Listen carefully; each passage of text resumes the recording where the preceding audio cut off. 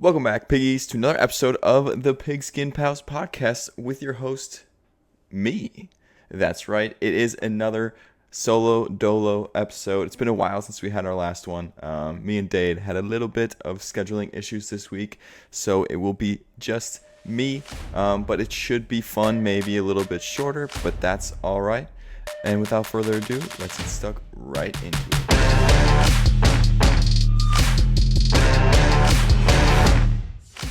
All right, starting off with the DFS from week 2, and as usual, I think this may be a recurring theme. I took home the big dub. He was hating on the Cowboys stack arena of CD, Dak, and Ferg. Look at that. Monster points coming on them. Roma Dunze, my league winner, came out hot. And then Amika rolled the Ibuka wave for one more week, and he put up some good points for me. And just a lot of mid plays from Dane. Most specifically, the Jets really let him down. Had he kind of had two reasonable starts there at quarterback and running back, he would have blown me out of the water because he also had a couple monster weeks from guys like Jamar Chase and Jackson Smith and Jigba, but couldn't really overcome that Justin Fields, Breece Hall flounder there. So a little bit unlucky for Dane, starting out 2-0. For me, that's pretty sick, but we'll see how it goes in the next week. Ben also did join again. He ended up getting third this time, so see if he joins up again. I encourage all of you to join down at the link below. Play against us in this DFS. We'll mention your guys' names, see how you do. If you get first, we could shout you out. So far, I'm 2 for 2 at first, but let's go on to the week 3 lineups. I do not know Daynes. He put this in here beforehand like we normally do, so I'll be kind of going through and looking at them as usual. So starting off, he's got Drake May at quarterback, and I've got, you already know, Dak Prescott at the quarterback position. Drake May I really like to start. He's looked pretty good, and obviously this Pittsburgh defense has been putting up a bill points, or there have been a bill points put up against them. So not too surprising that he took a stab at a pretty cheap quarterback there. And for Dak, I'm going back to the well. They've obviously been pretty good on offense, and with Jalen Johnson being out now for the Bears, I think Chicago is pretty susceptible to the quarterback. So let's move on to RB1s, Christian McCaffrey and James Cook. Christian McCaffrey obviously paid up a little bit for his RB1, and you can see that I paid down for James Cook at 6,600. Christian McCaffrey's been absolutely electric through these first couple of weeks. He's been Christian McCaffrey, especially now with Mac Jones at quarterback. He's still getting those dump offs. He's getting a lot of targets, so he will be good no matter what, especially in, I'd say, a fairly plus matchup into Arizona. So I like that a lot. Speaking of guys who've been really hot, James Cook, who I think might be the RB1 right now, if I'm not mistaken. He's been having an incredible first 2 weeks. I don't necessarily see that stopping. The Bills offense is incredible, and they're playing against a mediocre Miami Dolphins team on Thursday night. So I think I'll start off hot with James Cook there at my RB1 position. RB2, holy moly, he is spending up. I want to talk about this first. He's spending up on running back, so that must mean he thinks he has some good values at wide receiver here, because he went 7,900 here with Bijan Robinson. Obviously a great matchup, a guy who gets 1 billion touches a game. You can't go wrong with Bijan Robinson. I'm curious to see how he fills out the rest of his roster with all these points up front. Obviously, he did save some with Drake May being a little bit lower end costs there. So maybe that's where he brought back some dollars as well. And myself, I went with Alvin Kamara. He's been an absolute target hog, absolute workhorse running back. Seemingly pretty plus matchup into Seattle. He's the focal point of this offense. Spencer Rattler hasn't looked too bad, so this offense has been reasonable.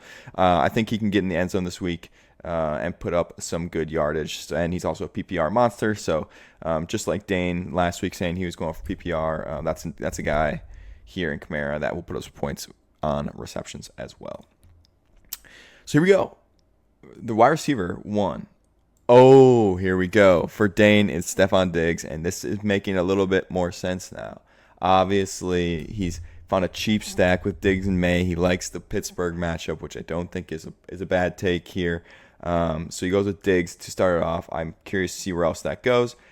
I mean, what's going on here? Am I going back to the well, the Cowboys well? And you bet I am. I paid up on a receiver here, obviously, whereas he paid up on running back. I mean, CD's getting peppered with targets. He hasn't gotten in the end zone yet. If he gets in the end zone, it's going to be a guaranteed 25-point week, basically. He's going to get another 10 catches, probably. He gets targeted so much. Like I said, a Chicago defense that is going to be exploited through the air, so I feel good about that. Let's see what Dane has. Oh, and he's riding the Ibuka train. I'm going to spoil it. I said it in the first 2 weeks. I said I'm going to ride the wave until he gets too expensive. Well, it turns out this week he simply was too expensive for me. So I went with a little bit cheaper option in DK Metcalf. Now let's talk about them both. Ibuka has been pretty good. His volume isn't really there right now, and it's starting to worry me. He's obviously had touchdowns in the first 2 games, multiple in the first game as well. But he doesn't have that volume. It's still a lot of it's going towards Mike Evans and those guys, and they're running the ball quite a bit. So I think if he's kind of going to be touchdown-dependent guy, so if he doesn't get one of those, he could really bust. And I could see this being a week where he, falters a little bit, and he's jumped up in that price. So I'm taking my eyes off Ibuka this week, at least in DFS. And I'm moving him over to DK Metcalf, a guy who's dropping in price because of his mediocre output here in the first couple weeks. But he's got a good matchup, and I think kind of a prove-it game here for the Steelers as they got to bounce back after a loss to the Seahawks. So I like DK Metcalf here. I'd also like to note I have Alvin Kamara, CeeDee Lamb, and DK Metcalf all on my Dynasty roster. So maybe that's playing into it as well. Oh, and Dane. Dane pulls out the Roma Dunze. I love Roma Dunze. He's my league winner. And I'm just going to pull down my next one because I also have Roma Dunze. He is going to absolutely eat against the Cowboys just like my league neighbors did. This is my mini stack with the Cowboy stack that I have, and then Rome going back at them. Cowboys obviously just got torched by Malik Neighbors and the Giants. I don't suspect that their defense is going to change in 1 week. So I do like this from Dane. Going with Rome, who's pretty cheap, man, for the week he just put up. So feeling good about that here this week with Rome, and obviously Dane is too. And I'm glad that we can cancel that out. Juwan Johnson at tight end there for Dane. He's been absolutely solid. Like I said, Spencer Rattler hasn't looked all that bad. He's been pretty okay, serviceable to make the offense work. And I think that will continue. He'll get a target. He'll probably get a touchdown, would be my guess, Juwan Johnson. That's what he does. And I'm going Tyler Warren. I don't have Tyler Warren literally anywhere across like any league. He has been so good. Like you can see that this is a guy that is going to be a focal point of the offense.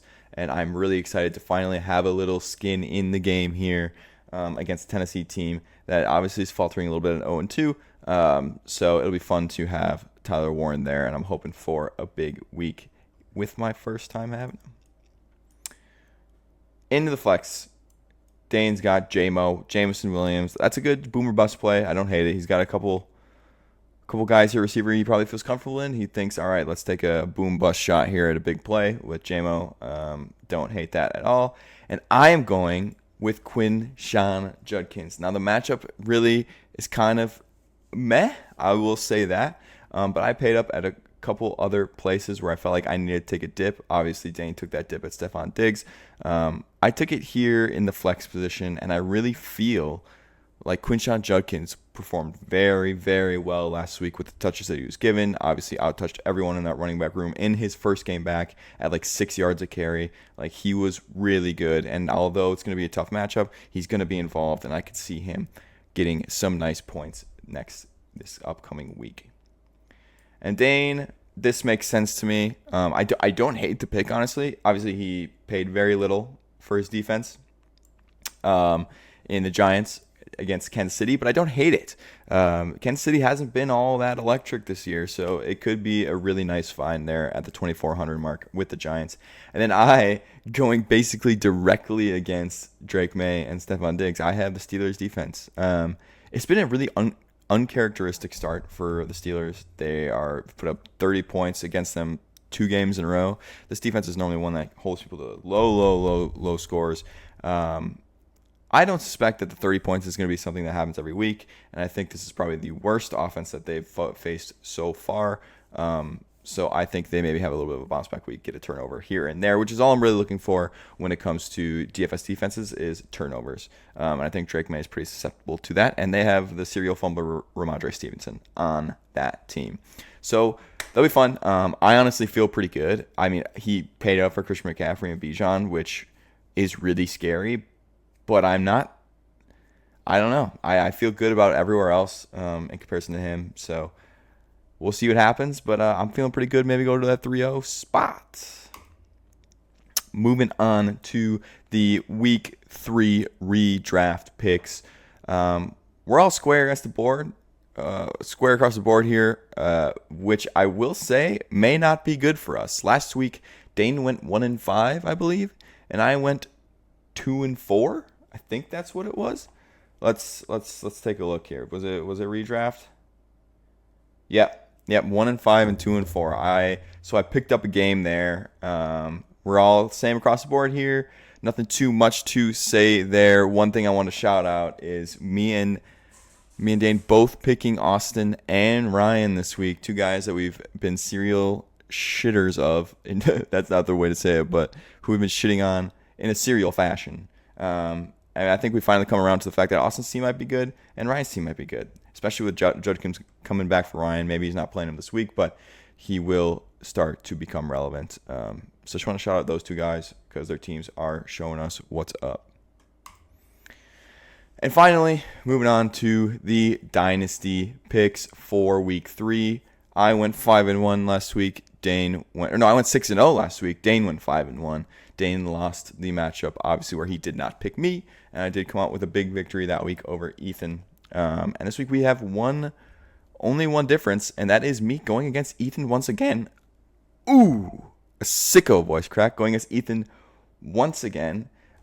He's a guy who we've been talking about having this great team. On paper, it looks really, really good, but it hasn't been showing up. He's actually 0-2.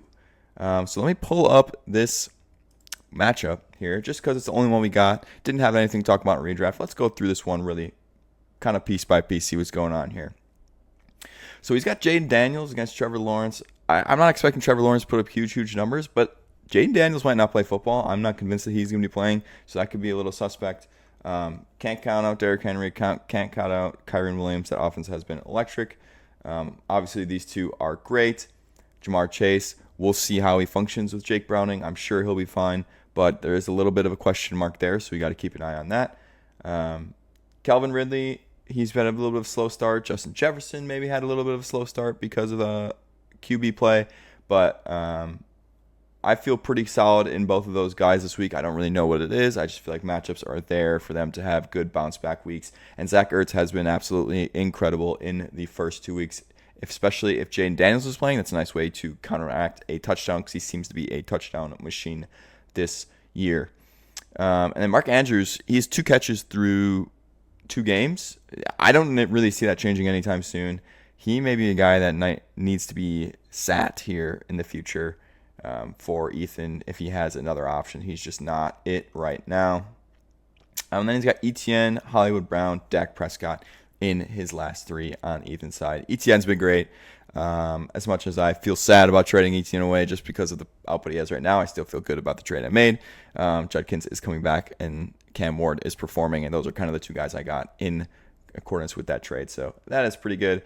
And then the flex comes down here to Malik Neighbors and Devontae Smith. I mean, those are 2 guys who can put up big games. I know the Eagles haven't been throwing the ball very much, but Devontae Smith is still a guy that can put up numbers. And obviously we saw what Malik Neighbors can do against the Cowboys. So just a lot of firepower, I think, in the flex spot here. That makes me want to lean towards Ben over Ethan. And then one thing that I have obviously needs to be mentioned is he doesn't have a quarterback 2 right now. I believe J.J. McCarthy was his QB2. I don't suspect that he will be QB-less going into the actual matchup. I do know I at least have a trade going his way. At least I thought I did. And if I don't, I will be sending it. I have a couple of quarterbacks like Mac Jones who may be getting sent his way, trying to get a couple picks out of him. So I suspect maybe a Mac Jones there who put up pretty decent numbers last week when he got the start. So I know it looks crazy picking Ben here like I did, but I'm going for it. Ethan's team been a little bit underperforming and a couple injury concerns there. So I think Ben has a good chance. Another way for me to make up a game this week and get back into a tie with Dane on the scoreboard. So that's it. That's all I got for you guys this week. Like I said, it was going to be a little bit shorter just because it's just me and I can only ramble on for so long. But don't forget to join our DFS. Please do. It's fun. Even if you don't really get anything from it, it's still fun to put together a team. Throw some crazy shit in there. See if you can beat us. We'll definitely shout you out if you do. And we appreciate you watching. And we'll have a normal, regularly scheduled episode next week if all things go well, which I assume they will.